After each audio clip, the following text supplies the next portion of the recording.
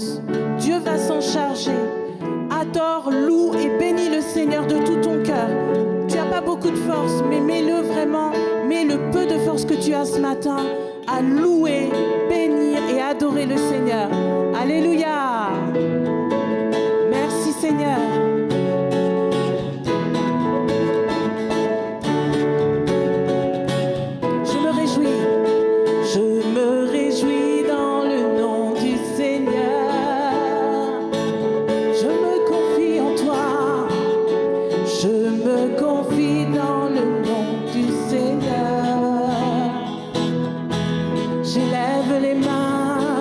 J'élève les mains dans le nom du Seigneur. Je danse de joie, je danse de joie dans le nom du Seigneur. Je célébrerai le nom de celui que mon cœur aime. Oui, je bénirai le nom de mon Sauveur. Oui, je célébrerai le nom de celui que mon cœur aime. Oui, je bénirai le nom du Seigneur. Je me réjouis en toi, Seigneur. Alléluia. Je me réjouis dans le nom du Seigneur. Je me confie, oui, je me confie dans le nom du Seigneur. J'élève les mains dans le nom du Seigneur. Je veux danser de joie devant toi. Je danse de joie dans le nom du Seigneur. Je célébrerai le nom de celui que mon cœur aime. Oui, je bénirai le nom de mon Sauveur.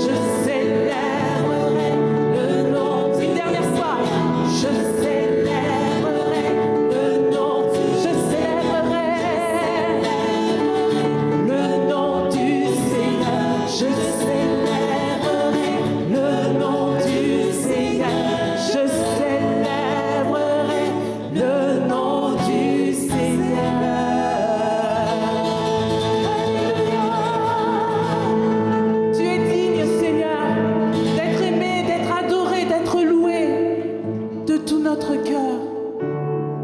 Alléluia. Alléluia. Combien tu es glorieux. Nous voulons le proclamer, Seigneur.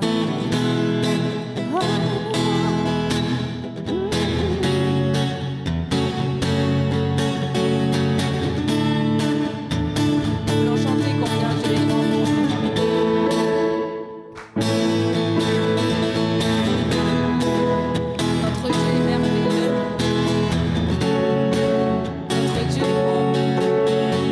Oh, combien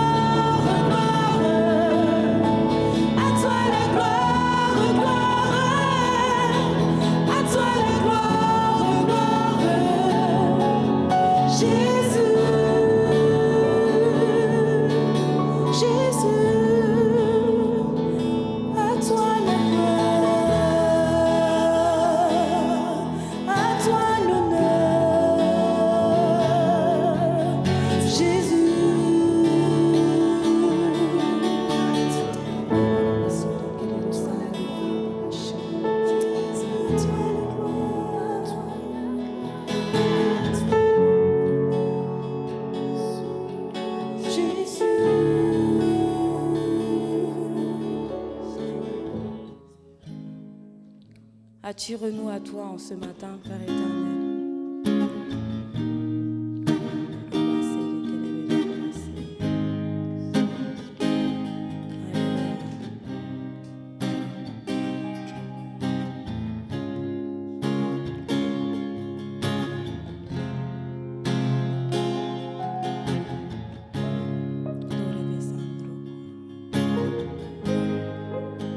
Attire-moi à toi. Ne me laisse pas.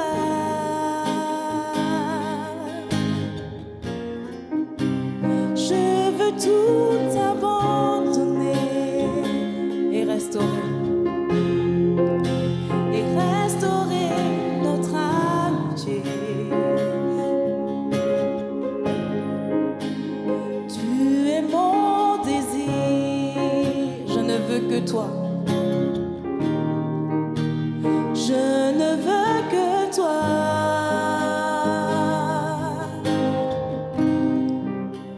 Rien ne peut te remplacer. Dans tes bras je suis rassurée. Montre-moi la voie qui me ramène à toi. Tu es tout pour nous, Seigneur. Alléluia. Tu es tout pour moi. Sans toi, je ne peux vivre. Tu es tout pour moi. Garde-moi près de toi. Garde-moi près de Tu es tout. Tu es tout pour moi. Sans toi, je ne peux vivre. Tu es tout pour moi. Garde-moi près de toi. Attire-moi. Attire-moi à toi.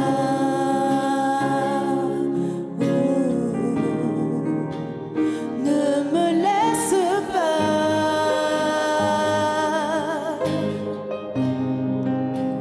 Je veux tout abandonner et restaurer notre amitié. Tu es mon désir.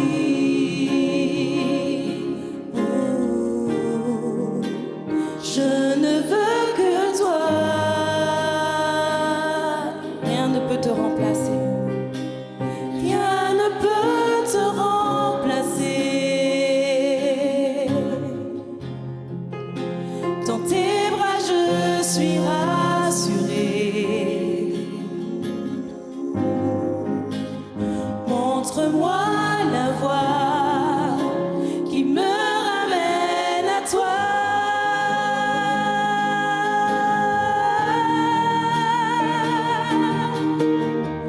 Tu es tout pour moi.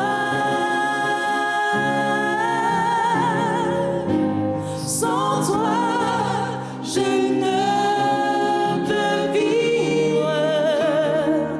Tu es tout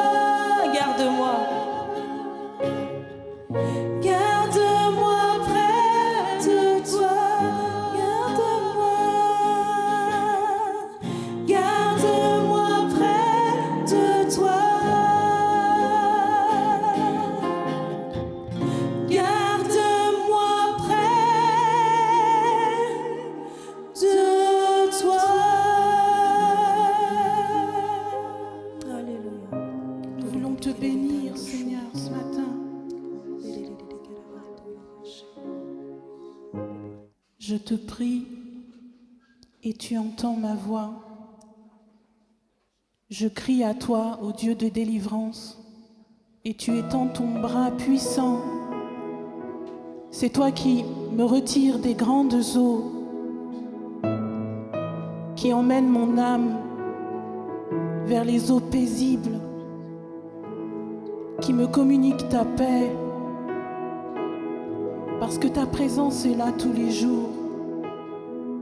Tu es avec le faible, le roseau brisé. Tu entends le moindre de mes soupirs, Seigneur. Que ton nom est merveilleux, que ta tendresse est belle, Seigneur.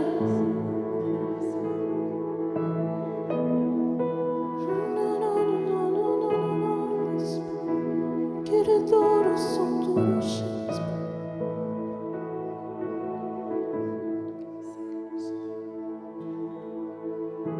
Je te prie et tu entends ma voix.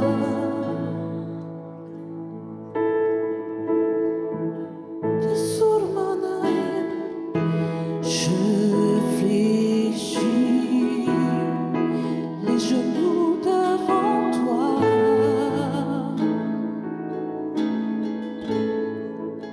J'ai besoin que tu traces un nouveau chemin. Tant besoin que tu sois mon puissant soutien, car tu es ma source, tu es mon bien. Quand je me perds, tu prends ma main, tu me relèves de la poussière dans le désert.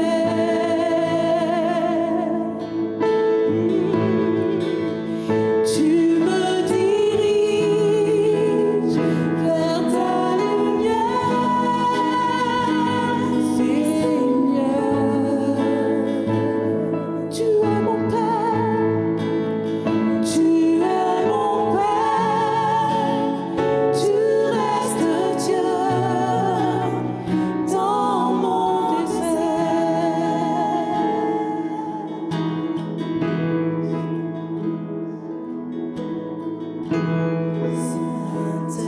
Saint-Esprit, je me tiens devant toi.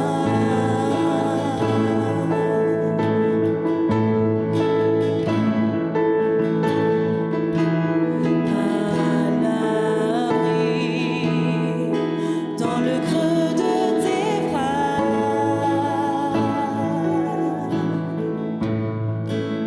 J'ai besoin de ton feu.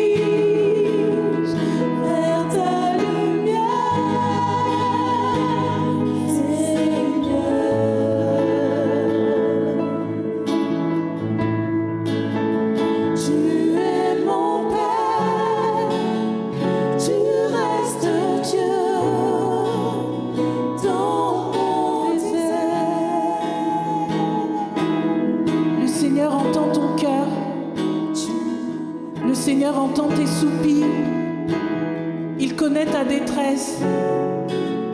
Il connaît tes luttes, il connaît tes combats. Il te demande de t'approcher de lui ce matin. Viens, approche-toi et confesse qu'il est ta source, il est ton bien. Il ne t'abandonne jamais, jamais il ne t'abandonne, jamais il ne te délaisse, jamais il ne te laissera. Alléluia, tu es ma source, tu es mon bien, Seigneur.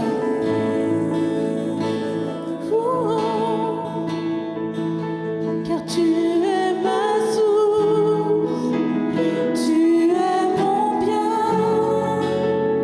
Quand je me perds, tu prends ma main, tu me relèves de la poussière dans le désert. C'est toi. Tu me diriges vers ta lumière, Seigneur.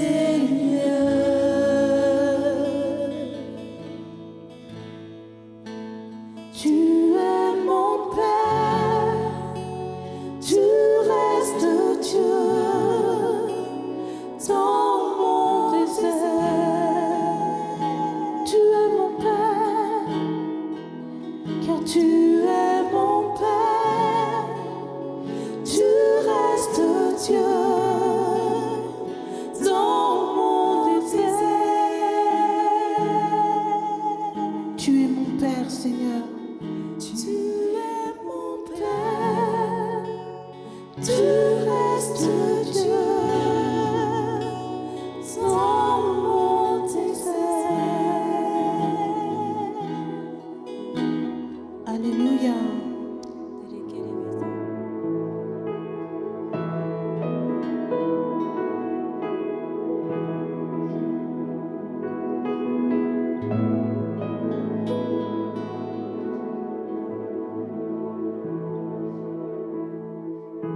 Je te prie et tu entends ma voix.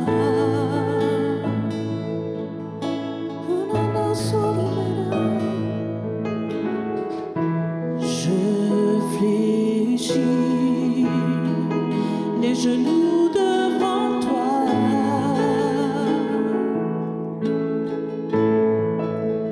J'ai besoin que tu traces un nouveau chemin.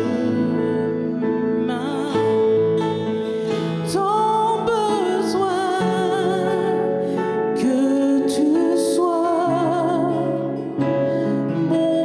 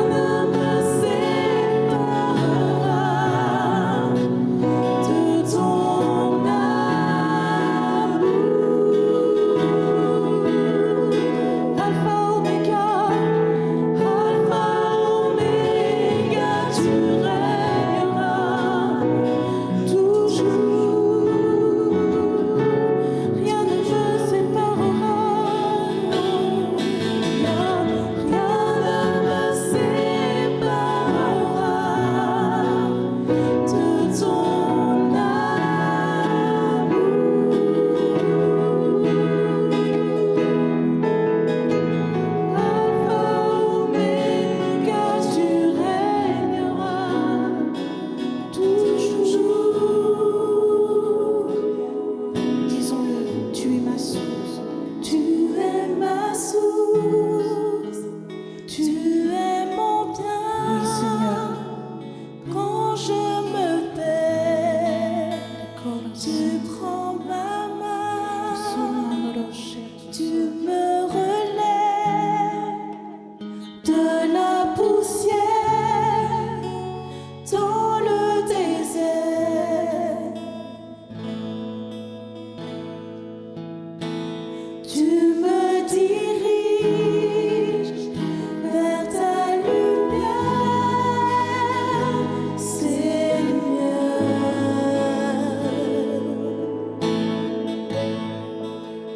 Tu es mon Père, tu restes Dieu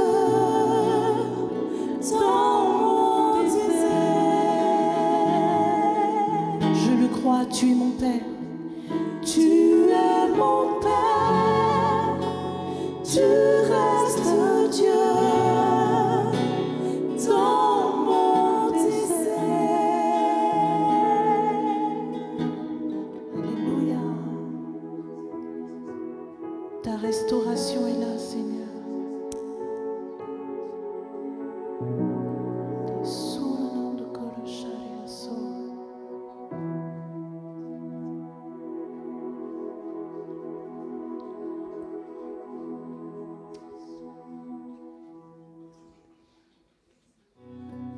Gloire à Dieu.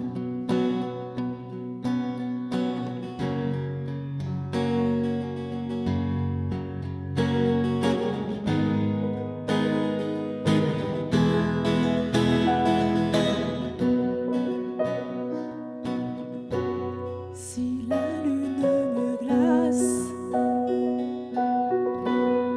et le soleil me menace, Créateur des étoiles, mon secours est en toi. Si mes larmes ruissellent et que mon pas chancelle, Créateur de la terre, mon secours est en toi.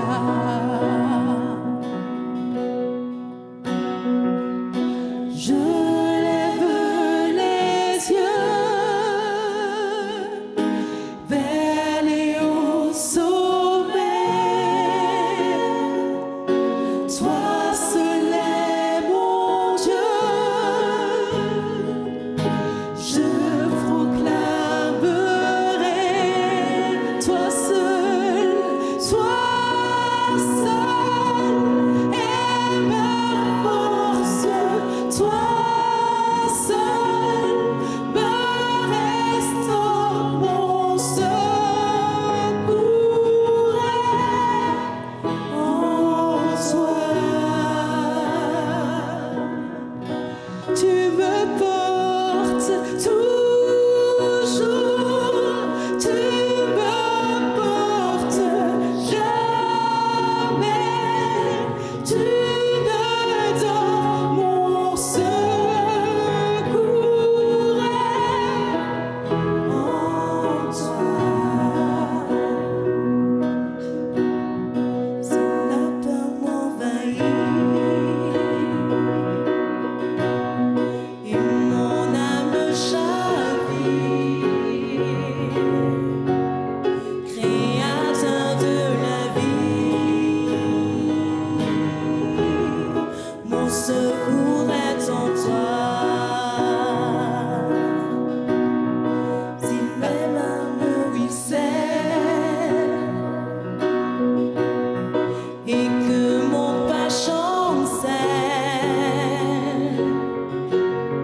Créateur de la terre, mon secours est en toi. Je lève les yeux.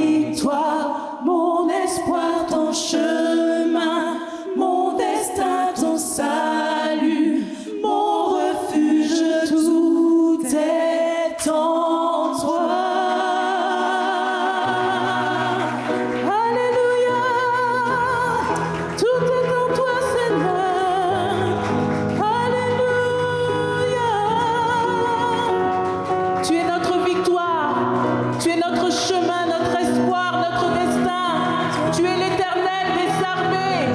Qui peut t'arrêter, qui peut, Seigneur, être élevé comme toi. Alléluia.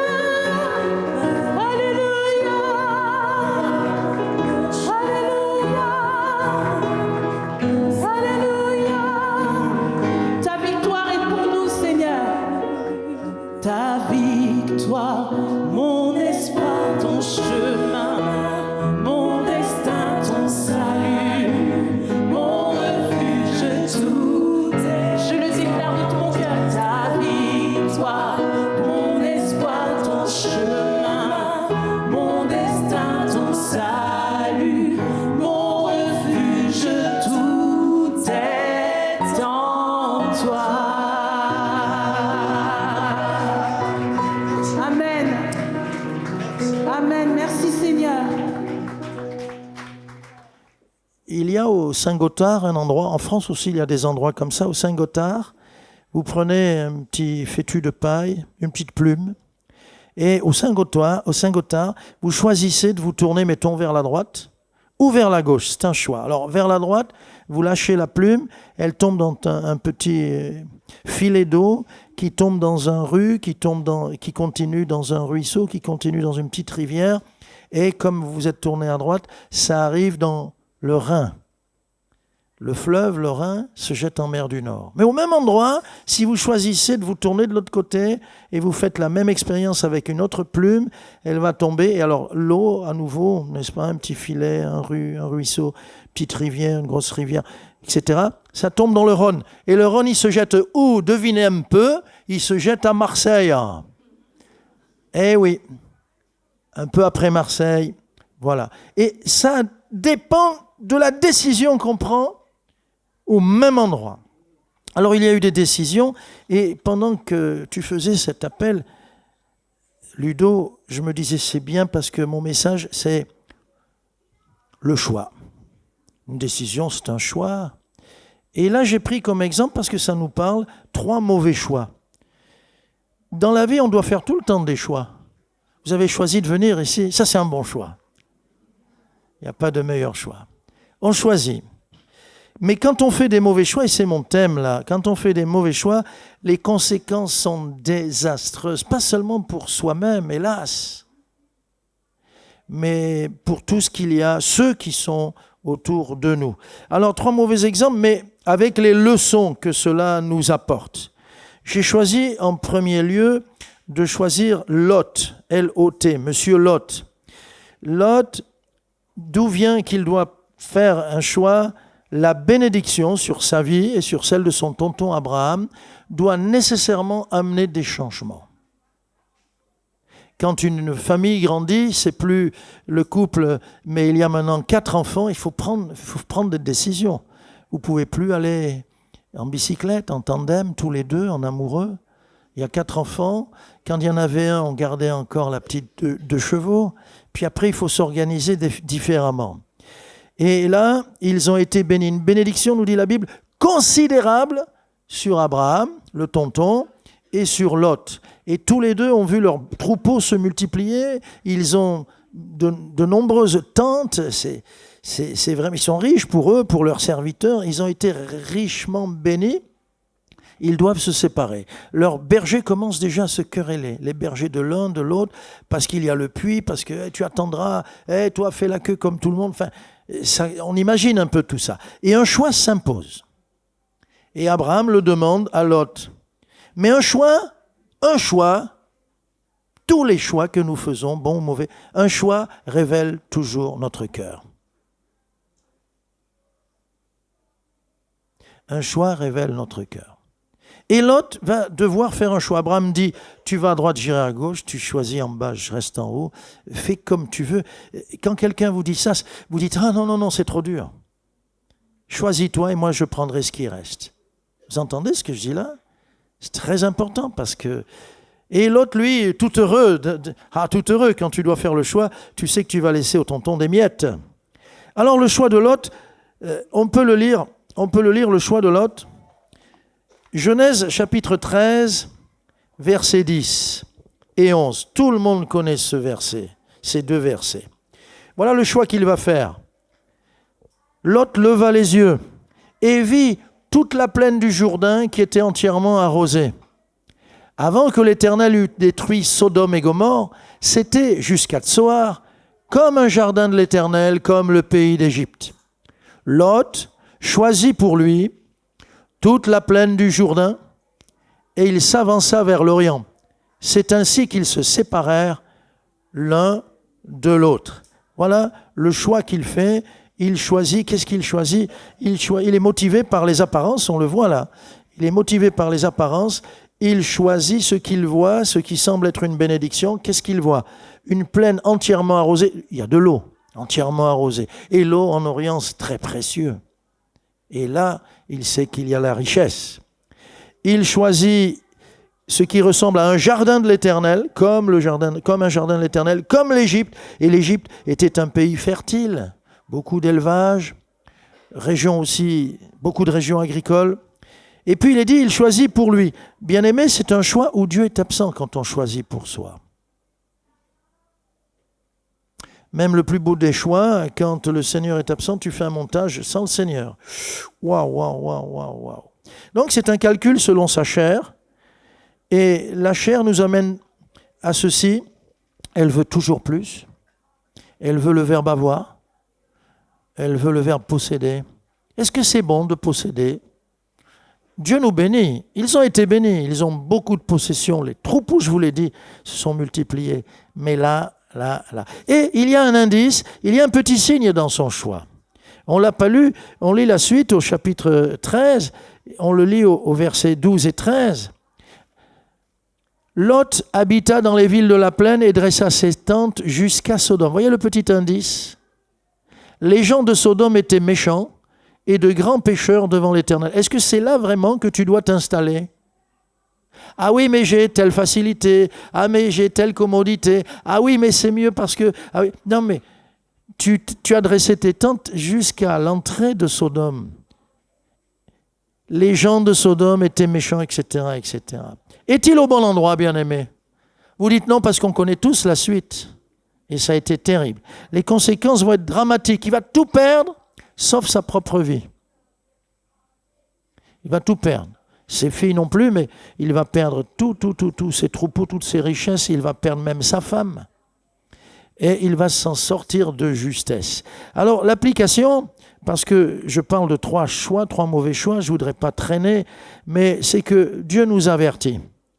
Il ne faut pas tomber dans le piège quand c'est quelque chose de facile. Est-ce que ça vient de Dieu ? C'est pas sûr.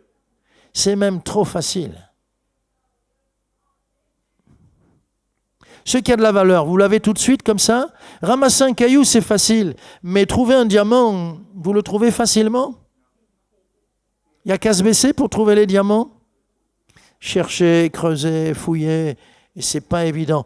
Alors, quelque chose de facile et qui lui plaît, c'est son choix, malheureux Lot.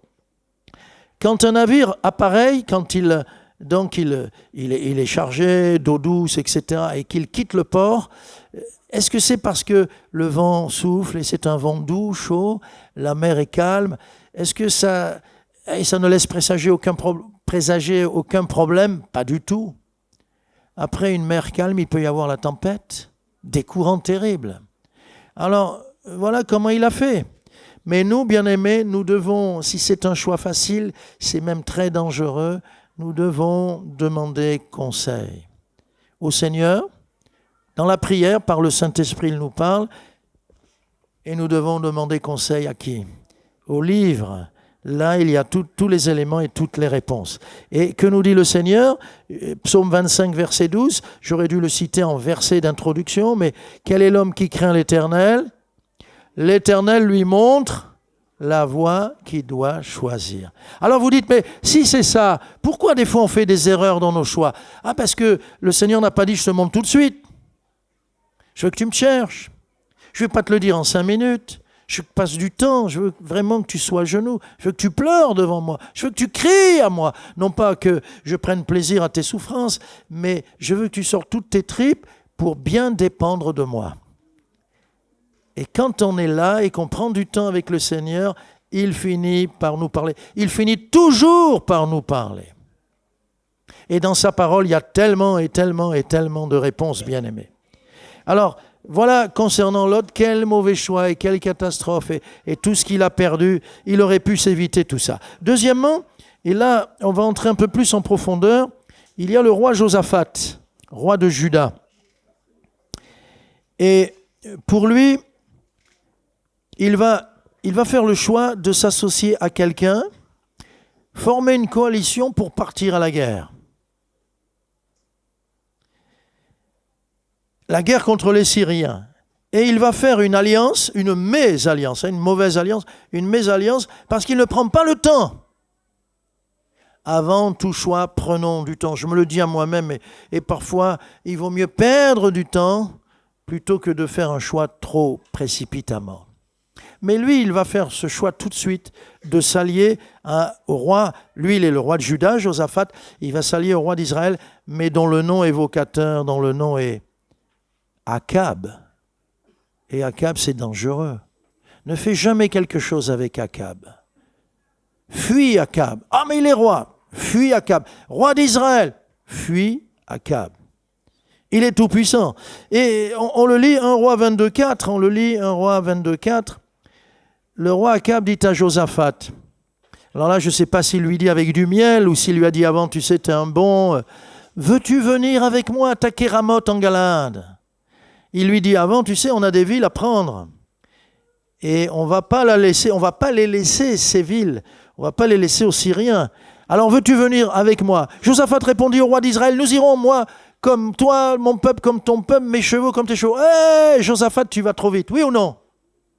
Ne prends pas de décision à la hâte. Je me souviens une fois, je passais là, je descendais autrefois. Mais au deuxième culte, des fois, je reste en bas et je peux.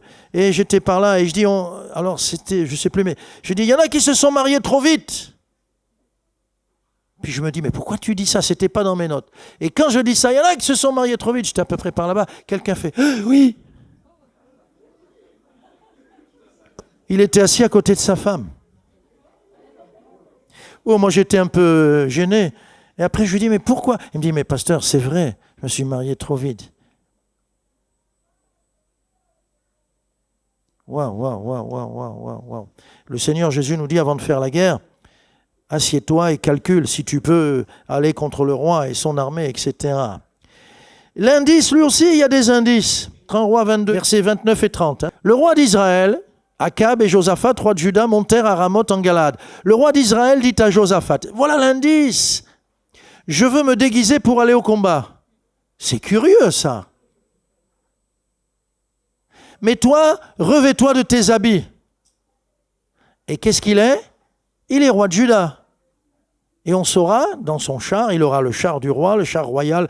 Ils sont plusieurs à le protéger dans le char. Il y avait des fois 4, 5 soldats, des lances, des flèches, etc. Et le roi d'Israël se déguisa et alla au combat. C'est chelou, diraient les jeunes, hein? Tu vas avec quelqu'un qui te dit, non, je t'honore, va devant et mets vraiment tes apparats, tes habits de roi. Et puis lui, il s'est habillé comme un soldat quelconque. Il a pris le char le plus miteux et puis il est allé au combat. C'est pas chelou, ça, les jeunes, vous êtes là, c'est pas louche? C'est très louche. C'est très louche. Et là, tu as un indice incroyable. C'est que cet homme avec lequel il va faire cette alliance n'agit pas à découvert, il se déguise. David n'aurait jamais fait une alliance avec lui. David dit, je ne m'assieds pas avec les hommes faux, je ne vais pas avec les gens dissimulés. La dissimulation, ça aurait dû vraiment être un indicateur pour lui. Alors l'effort du combat, devinez, va porter sur qui? Sur le roi Josaphat. Le roi des Syriens leur dit, écoutez, on ne va pas attaquer comme ça. Vous ciblez, vous cherchez le roi parmi eux, et il ne sait pas qu'il y a une coalition, qu'ils sont deux, et c'est lui notre objectif. Et si on atteint le roi, et si on le tue, l'armée va connaître le découragement, puis la défaite. Et c'est ce qu'ils font, l'effort du combat va porter sur Josaphat. Il pousse un cri, c'est incroyable, il pousse un cri, et l'ennemi dit, ah, c'est pas lui, c'est pas le roi. Qu'est-ce qu'il a dit pour qu'ils comprennent que ce n'est pas lui le roi? Je ne sais pas. Il a l'accent sûrement du sud. Juda, c'est au sud. Israël, c'est au nord. Je ne sais pas. Et puis après, quelqu'un prend une flèche et, au hasard, mais c'est le hasard Dieu, vous voyez, la providence de Dieu. Il tire une flèche qui s'en va et elle vient taper. Toute cuirasse a un défaut. Toute cuirasse humaine a un défaut. On appelle ça le défaut de la cuirasse, à la jointure.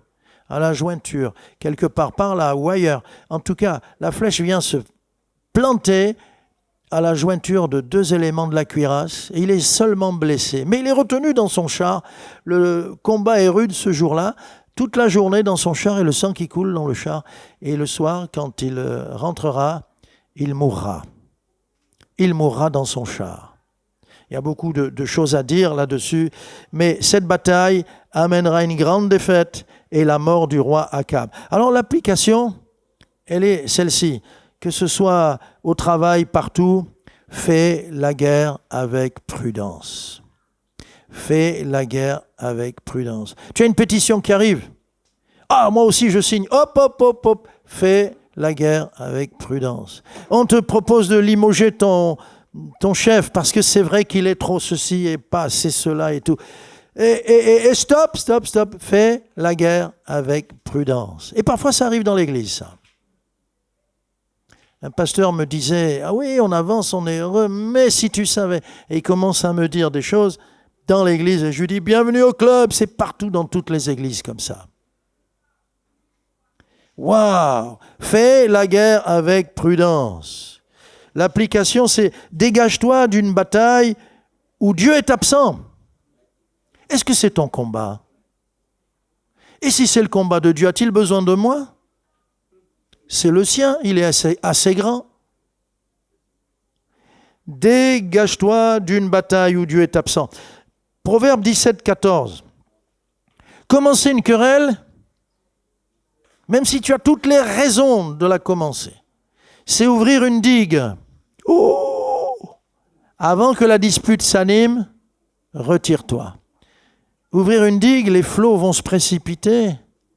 Et tu vas être emporté, je vais être emporté par cette puissance, balayée et entraînée. Une digue rompue, c'est un danger. Et la deuxième référence, Proverbe toujours 26, verset 17, « Comme celui qui saisit un chien par les oreilles. Ainsi est un passant qui s'irrite pour une querelle où il n'a que faire. » Qu'est-ce que c'est que ça? Un passant, c'est quelqu'un qui n'a rien à voir à cette histoire, mais on l'appelle. Et il dit, je viens. Il dit, je viens. Non, tu peux le laisser. Il est important ce verset. Et là, puisqu'il vient, lui aussi va participer à cette guerre, il va s'irriter, mais c'est pas son problème. C'est pas son combat. Et le Seigneur donne comme image, je le transpose aujourd'hui, tu es comme quelqu'un, je suis comme quelqu'un qui a saisi un pitbull par les oreilles. Vous comprenez mieux? Pitbull, je peux le prendre par les oreilles. Je peux. Mais il ne faut plus le lâcher. Et comment faire pour s'en débarrasser? Comment faire pour se mettre à courir ou grimper? Il faut à un moment donné le lâcher. C'est une position terrible quand quelqu'un se met en guerre dans une guerre qui n'est pas la sienne et quand il va aller se battre alors que ce n'est pas son combat. Ne prépare pas, abandonne, ne prépare pas quelque chose comme ça. Abandonne, sinon le pitbull te mettra en pièces, dit le Seigneur. Ouh, quel mauvais choix, celui de Josaphat. Et moi, ça m'est arrivé, j'ai failli être entraîné pour une cause que je pensais juste. Et heureusement, non. Je me rappelle, même un choix, il y a des choix qu'il faut faire en 1 seconde, oui ou non? Oh, si je m'étais préparé, tu ne peux pas dire je vais aller prier, jeûner 3 jours. Le choix, c'est là. C'est pour ça qu'il faut être toujours prêt dans la présence de Dieu, dans la communion avec Dieu. On faisait un camp avec les jeunes et il y avait des jeunes qui passaient de temps en temps et puis nous sabotaient des choses, ils saccageaient un peu. Et un jour, j'étais du côté des tentes des garçons et je le vois passer, le groupe, et puis ils sont allés nous abîmer des choses et tout. Et au centre, entre eux et moi, il y avait l'école. Et ils ont commencé à courir quand j'ai parlé. Et puis j'ai dit, tiens, je vais prendre le raccourci. Ils ne savaient pas par où j'étais parti.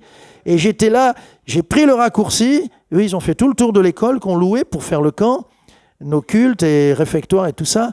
Et j'avais bien fait parce qu'ils ont tourné à gauche et je les avais là à portée de la main. Et le Seigneur m'a dit stop. Et je me suis arrêté net. J'aurais pu les arrêter. Et qu'est-ce qui se serait passé? Waouh! On sait ce qui va se passer quand on s'engage dans une bataille? Il m'aurait peut-être, sûrement il m'aurait aligné, mais j'en aurais aligné peut-être un ou deux avant.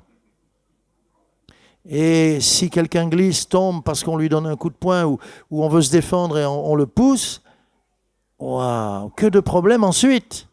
Et je me suis arrêté et je les ai laissés passer tranquillement. Et j'ai dit merci Seigneur, tu m'as gardé de quoi? Je ne sais pas, mais de quelque chose sûrement, de quelque chose de grave. Quelque chose de grave. Troisièmement, Josaphat. Et du coup, après Josaphat, il n'osait plus faire une association avec qui que ce soit. Quand on lui a proposé, il dit non, c'est bon. Non, c'est bon. Au moins, ça, c'est sage. Mais il faut savoir aussi faire des bons choix. Alors, il y a Roboam aussi. Et là, Roboam, peut-être que je vais m'attarder un peu plus, je ne sais pas, mais le temps court. Roboam, c'est le fils de Salomon. Et le fils de Salomon, c'est pas facile pour lui. On doit en convenir, c'est pas facile. Succéder au roi le plus sage qu'Israël n'ait jamais eu, le grand roi Salomon, on venait de très loin, la reine de Séba venait de très loin, parce qu'elle avait entendu parler de sa sagesse, mais elle voulait toucher, elle voulait voir, elle voulait entendre ses paroles et ses choix de sagesse extraordinaires. Et Salomon, il pratiquait la parole de connaissance, la parole de sagesse, mais lui, c'était constamment, c'était un ministère. Waouh, quelle sagesse! Et alors, son fils, à sa mort, Roboam doit succéder à son père. Et il va avoir un choix à faire. Parce qu'on va lui donner des conseils, des bons conseils, et on va lui donner des mauvais conseils. Et hélas, comme j'ai dit hélas, que va-t-il choisir? Les mauvais conseils. Alors, après la mort de son père, juste au début de son règne, on lit 1 Roi, chapitre 12, verset 1, c'est un certain Roboam qui vient à Sichem, parce que, justement, tout Israël est venu pour le faire roi. Donc, il a avec lui tout Israël. Tout le monde se rappelle qui est Salomon et tout le monde veut de ce roi. Mais il a besoin de conseils. Alors, au verset 3, 4 et 5, c'est Roboam qui vient. On l'envoyait appeler, alors Jéroboam. Et toute l'assemblée d'Israël vinrent à Roboam, fils de Salomon, et lui parlèrent ainsi. Ton père a rendu notre joug dur. Toi maintenant allège cette rude servitude et le joug pesant que nous a imposé ton père. Qu'est-ce qu'il imposait Salomon? Mais Salomon pouvait parler comme ça. Il imposait qu'on nourrisse ses chevaux, il avait des chevaux, des cavaliers. Chaque tribu devait donner 1 mois. C'était un peu le service militaire obligatoire. Chaque tribu envoyait des hommes, des soldats, des cavaliers, des serviteurs, 1 mois par an. Et comme ça, on servait ce grand roi Salomon, son grand règne, ses écuries, etc., ses palais. Bien. Ton père a rendu notre joug dur. Toi maintenant allège cette rude servitude et le joug pesant que nous a imposé ton père. Et nous te servirons. C'est pas beau ça? Nous te servirons. Et là, il semble bien parti, Roboam. Il leur dit, allez et revenez vers moi dans 3 jours. Je vais prendre une décision, il me faut 3 jours. Et le peuple s'en alla. Ah, moi je dis, c'est beau, c'est bien parti.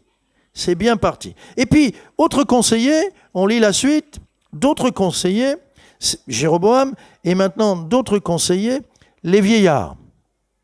Le roi Roboam consulta les vieillards qui avaient été auprès de Salomon son père pendant sa vie, et il dit, que conseillez-vous de répondre à ce peuple? Et voici ce qu'ils lui dirent. Et ils vont lui confirmer. Si aujourd'hui tu rends service à ce peuple, si tu leur cèdes et si tu leur réponds par des paroles bienveillantes, ils seront pour toujours tes serviteurs. C'est clair ou pas? Abaisse-toi, humilie-toi, n'exige pas tant d'éclat, tant de renommée que le roi ton père. Ne demande pas une même gloire. Ne cherche pas à avoir beaucoup de cavaliers. Tout d'ailleurs, Dieu avait dit, et Salomon avait désobéi, et c'est pas bon pour un roi d'avoir beaucoup de cavaliers. Ça représente la gloire des hommes, la puissance des hommes. Tu n'as pas besoin de tout ça. C'est l'orgueil et tout. Il lui donne de très très bons conseils. À la fois, on l'a dit, Jéroboam et le peuple, et aussi les vieillards, les anciens conseillers de Salomon. Les vieillards, la parole de Dieu dit que les cheveux blancs quand même ont un petit peu plus de sagesse. Pourquoi? Parce que quand tu es jeune, tu fais des erreurs. Quand tu es âgé, tu en as fait beaucoup plus, donc tu commences à comprendre. Et quand on a 110, 120 ans, on commence à mieux comprendre. Vous ne réagissez pas, mais on commence à mieux comprendre comment éviter les erreurs. Alors il est averti par des bons conseils. Et le conseil, c'est quoi? Choisis la bonté, choisis l'amour pour régner. Choisis la douceur, choisis la bonté, choisis tout ça dans tes relations.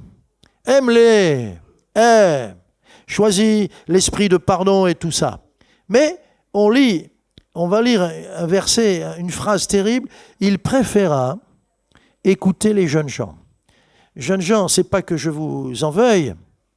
C'est pas... Non, la sagesse peut être aussi du côté des jeunes gens.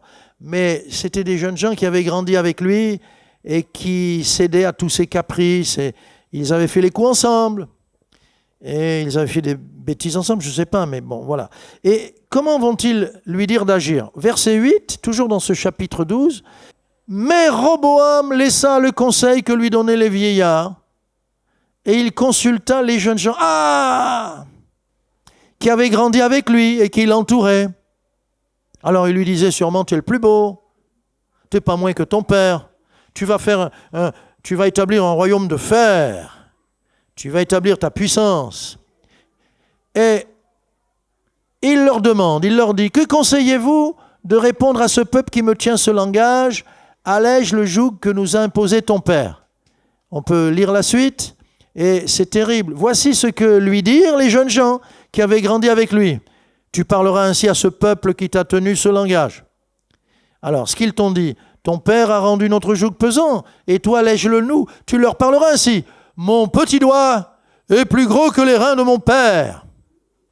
Maintenant, mon père vous a chargé d'un joug pesant, et moi, je vous le rendrai plus pesant. Mon père vous a châtié avec des fouets, et moi, je vous châtierai avec des scorpions. Voilà comment il répond. Bon, vous croyez que c'est le bon choix qu'il va faire? Et ce conseil, c'est le meilleur? On comprend très vite que c'est un gros piège pour lui. Et ce piège, il va tomber, malgré ces 3 jours de réflexion. Il va écouter les mauvais conseils de ces jeunes, qui sont, on peut dire, des jeunes impitoyables. Et quand j'écoute le conseil de ma propre chair, elle est dure avec les autres, ma chair. N'est-ce pas? Elle est toujours dure avec les autres. Et jamais avec soi-même. Et donc, il va faire le mauvais choix. Les conséquences vont être dévastatrices. Il y a, à partir de ce moment-là, on va le lire, mais il va y avoir le schisme. Israël, quand on disait Israël, on incluait toutes les tribus. Mais là, quand on dira Israël, les royaumes du Nord, 10 tribus. Et quand on dira Juda, c'est ceux qui vont rester avec le fils de Salomon, avec Roboam. C'est la petite tribu de Benjamin, Juda, le petit royaume du Sud. Et à partir de là, il va y avoir le schisme qui va durer et durer et durer. Israël aura des rois, pendant que Juda aura aussi ses rois. Ils ne règnent pas en même temps. Les royaumes se chevauchent. Ils se font la guerre parfois, des guerres intestines, tout ça. C'est incroyable. Et il y aura une division, un schisme. Un schisme, c'est encore plus important qu'une division. Le royaume va être scindé en 2. Et Roboam va donc voir sous ses yeux le schisme en Israël. Il comprend, c'est trop tard. Il perd, tout Israël s'en va. Il ne gardera que Juda avec lui. Alors regardez comment ça se passe, 1 Roi 12, 16. Lorsque tout Israël vit que le roi ne l'écoutait pas, le peuple répondit au roi, « Quelle part avons-nous avec David? Pourtant ils sont tous de la bénédiction de David. Nous n'avons pas d'héritage avec le fils d'Isaïe. À tes tentes, Israël. Maintenant, disent-ils à Roboam, pourvois à ta maison, David. » Et Israël s'en alla dans ses tentes. Les enfants d'Israël qui habitaient les villes de Juda furent les seuls sur qui régna Roboam, mais on peut ajouter aussi la petite tribu de Benjamin. Verset 19, c'est ainsi qu'Israël s'est détaché de la maison de David jusqu'à ce jour. Voilà d'où est venu le schisme. Tout Israël ayant appris que Jéroboam était de retour, ils l'envoyèrent appeler dans l'assemblée et ils le firent roi sur tout Israël. Ça va très vite. Et donc, pour la première fois, il y aura un roi en Juda, Roboam, et un roi en Israël au nord, Jéroboam. La tribu de Juda fut la seule qui suivit la maison de David. C'est triste, ça fait de la peine. Mais voilà, dans sa colère, Roboam rentre et il arme ses hommes. Et ils disent, on va aller se battre. Ah, contre tes frères, on va aller se battre. C'est Jéroboam qui leur a tourné la tête. C'est faux. C'est eux qui ont fait un choix et après ils ont appelé Jéroboam. C'est Jéroboam qu'il veut attaquer. Mais voilà, Dieu lui donne un dernier avertissement. Le Seigneur nous avertit toujours, bien-aimés. On peut le lire là, ce sont les versets 21 à 24. Roboam arrivé à Jérusalem rassembla toute la maison de Juda et la tribu de Benjamin, 180 000 hommes d'élite. Ah, c'était des valeureux. Chaque homme valait 10 hommes. Hein. Ils étaient en sous-nombre, sous-effectif, mais quand même 180 000 hommes d'élite, propres à la guerre, pour qu'ils combattent contre la maison d'Israël afin de la ramener sous la domination de Roboam, fils de Salomon. Mais Dieu va encore avertir. Mais la parole de Dieu fut ainsi adressée à Shemaïja, homme de Dieu. Alors, il arrive et il parle. Et c'est clair. C'est clair. Parle à Roboam, fils de Salomon, roi de Juda, et à toute la maison de Juda et de Benjamin et au reste du peuple. Et dis-leur, ainsi parle l'Éternel, ne montez pas et ne faites pas la guerre à vos frères, les enfants d'Israël.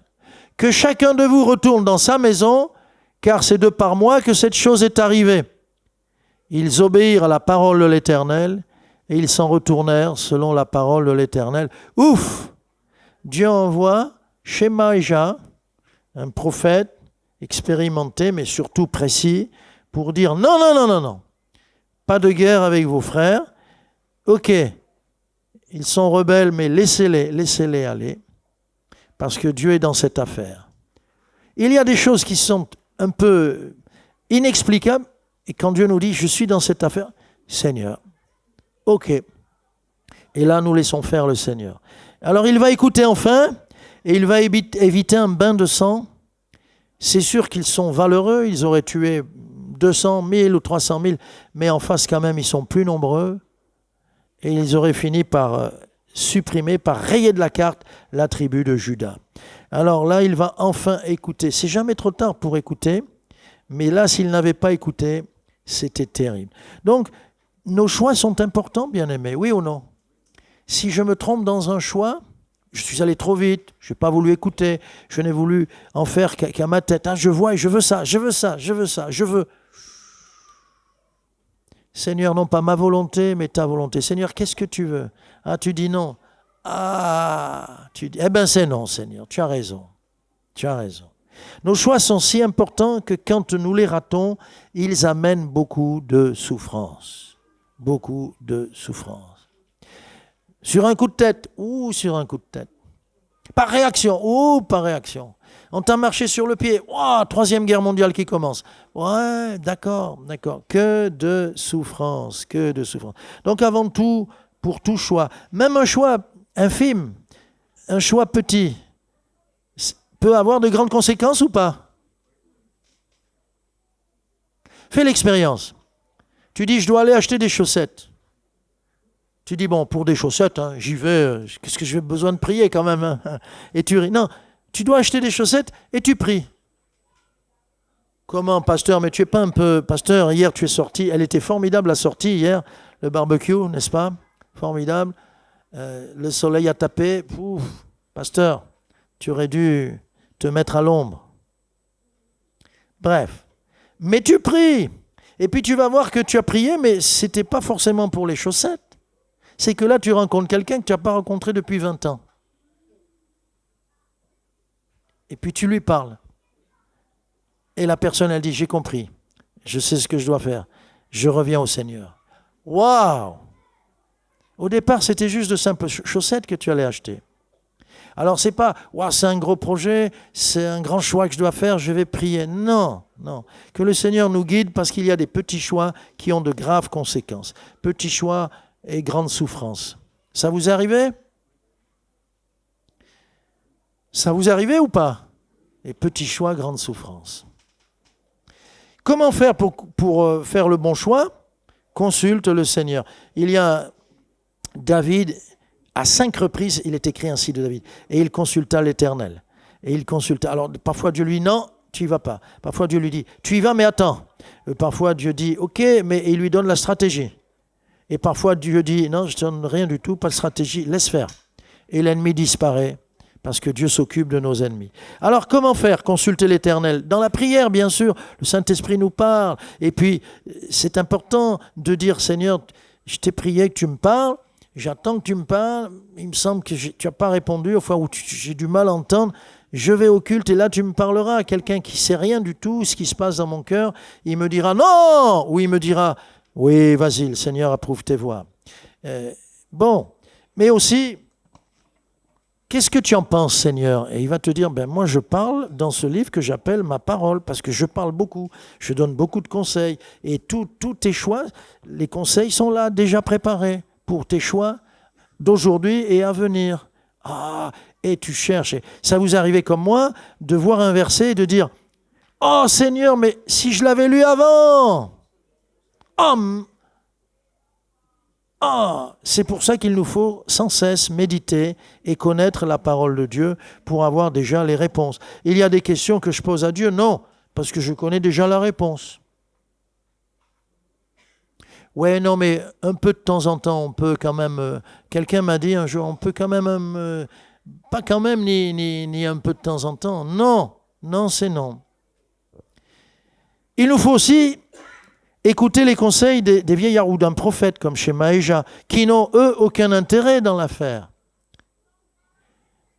Et celui qui donne un bon conseil, c'est pour le bien de celui qui l'écoute. Ça m'est arrivé de dire, écoutez, non, mais là, avec tout ce qui s'est passé, ouvrez les yeux. Vous pouvez reporter, différer, comme on dit. Mais dans ces conditions, c'est pas bon. Attendez, c'est pas bon de vous marier, là. Attendez. Oh, qu'est-ce que j'ai pas dit. Ils ont vu en moi un ennemi. Et ils ont déclenché la guerre. Et ils se sont mariés trop vite. J'ai pas dit qu'ils n'étaient pas dans le plan de Dieu. Mais il fallait régler des choses avant. Et comme ces choses n'étaient pas réglées, au début du mariage, tout est allé de travers. Et hélas, ça s'est très, très, très, très mal terminé. Parce que aujourd'hui, hélas, avant on ne le disait pas, mais le mot divorce, on le prononce ou on le dit déjà à la maison, dans le couple. Et ça s'est très, très, très, très mal terminé. Je ne vous dirai pas, vous ne savez pas où c'est, qui c'est, mais vous en prenez, vous entendez beaucoup de choses comme ça aujourd'hui. Parce qu'on ne veut pas entendre les conseils, les bons conseils, on ne veut pas prendre du temps, on ne veut pas choisir. Pour bâtir une maison, ça prend du temps. Il faut étudier le terrain. Il faut sonder le terrain. Y a-t-il de la roche ? Est-ce qu'il n'y a que du sable ? Savoir jusqu'à quelle profondeur on va bâtir les fondations. Je me souviens quand c'était pour une église pionnière, j'avais été avec tout un dossier. Et ils m'ont donné un cahier des charges. Il fallait que je leur dise aussi l'amplitude thermique, la différence qu'il y avait entre le jour, la nuit, l'hiver et l'été. Bon, ben, l'été, il peut faire plus 30, l'hiver, moins 10. Mais quand j'ai travaillé sur ce sujet, il y avait une amplitude, une différence entre le plus chaud de l'année et le plus froid de l'hiver de 75 degrés. Il fallait que je dise où passent les tuyaux parce qu'on va raccorder les écoulements, les arrivées d'eau, l'électricité, où est la borne, etc. Et tout ça, wow, ça m'a pris du temps. Et j'ai dit, ben Seigneur, c'est vrai, tu as raison, Paris ne s'est pas construit en 5 minutes. Enfin, le proverbe, c'est Paris ne s'est pas construit en un jour. Écoutez les conseils des vieillards et puis choisir toujours un chemin de paix, de pardon, et là je pense à Akab, de lumière, voilà. Et à partir de là, nous ferons le bon choix. Alors je veux relire le verset du début, le verset psaume 25, le verset 12, quel est l'homme qui craint l'Éternel? On a peur de se tromper ou pas? On a peur d'être à côté du plan de Dieu? On a peur de... Ben oui. Eh bien, l'Éternel lui montre la voie qu'il doit choisir. Alléluia. Que Dieu nous garde. Il y a beaucoup d'autres mauvais choix dans la Bible, mais il y a aussi beaucoup de bons choix dans la parole de Dieu. Finalement, c'est parce que c'est le livre de l'homme qu'on voit l'homme se planter, se précipiter, prendre des chemins qui l'amènent dans des impasses ou à la catastrophe. Mais que Dieu nous garde, que le Seigneur m'aide à ne pas faire le choix de Lot. Waouh, c'est beau, donc c'est pour moi. Que le Seigneur ne m'amène pas à faire ce mauvais choix qu'a fait Josaphat, roi de Juda, de m'associer, d'aller dans une guerre qui n'est pas la mienne. Et où Dieu me dit, mais je ne t'ai pas demandé, mais qu'est-ce que tu fais là? Laisse-le se faire du mal, lui. Mais où tu vas? Et avec Akab, et que le Seigneur nous aide, comme on l'a lu, à ne pas faire comme Roboam. Il n'a pas écouté les bons conseils, il a foncé, parce que les jeunes gens qui étaient avec lui, c'était des jeunes gens qui le flattaient sûrement, qui lui disaient « tu es le plus beau, tu es le plus grand », etc. Bien-aimés, que Dieu nous aide, que Dieu me garde, que Dieu nous garde à faire ces mauvais choix. Et il y en a d'autres dans la parole de Dieu. Il a fallu se limiter, mais vous les voyez, Saül a fait de très mauvais choix, hélas, et ça s'est mal terminé. Judas, qui aimait Jésus et qui aimait l'argent, à un moment donné a basculé et a fait le mauvais choix de servir Mammon. Et Jésus a dit, tu ne peux pas servir Dieu ou Mammon. Le fric ou servir Dieu. Et il a choisi l'argent et il a fait ce mauvais choix qui l'a conduit à la mort. Seigneur, nous voulons te remercier parce que ta parole est là pour nous éclairer. Donne-nous les uns et les autres d'être sages afin de ne pas nous engager sur des voies qui ne sont pas les tiennes. Tes pensées, tu nous dis cela, ne sont pas nos pensées, tes voies ne sont pas nos voies, quand nous choisissons par notre chair. Donne-nous d'attendre, d'apprendre à attendre. Aide-nous, Seigneur, à avoir l'ouïe fine pour écouter les conseils avisés et savoir rejeter ce qui ne vient pas de toi. Merci pour les principes de ta parole qui nous aident à faire les bons choix. Garde-nous et tu sais qu'il y en a plusieurs qui sont dans un chemin où ils peuvent encore faire demi-tour, tout arrêter. Tu parles, tu leur donnes le courage, la force de stopper leur démarche afin de ne pas avoir un choix qui va porter des conséquences ruineuses à leur propre vie. Merci Seigneur pour tes conseils. Tu es sage et dans toute ta sagesse, tu penses à nous pour nous la communiquer. Amen. Amen.